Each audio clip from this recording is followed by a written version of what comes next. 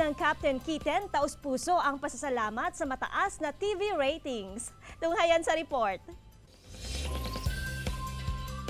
Perfect! Ang new season premiere ng multi-awarded weekly magical anthology na Daig Kayo ng Lola Ko nitong October 7 matapos magtala ang Captain Kitten ng mataas na ratings. Bida sa superhero story na ito ang star of the new gen na si Jillian Ward, Shuvi Etrata, Archie Alemania, Kim Perez, Angela Alarcon at ang versatile actor na si Gabby Eigenman. Base sa datos ng Newtown People Ratings, runaway winner ang 10% rating na nakuha ng Daig Kayo ng Lola Ko kontra sa mga katapat nitong programa. Nagpaabot naman ng pasasalamat sina Gabby at Kim sa mainit na suporta ng mga viewers sa kanilang unang episode.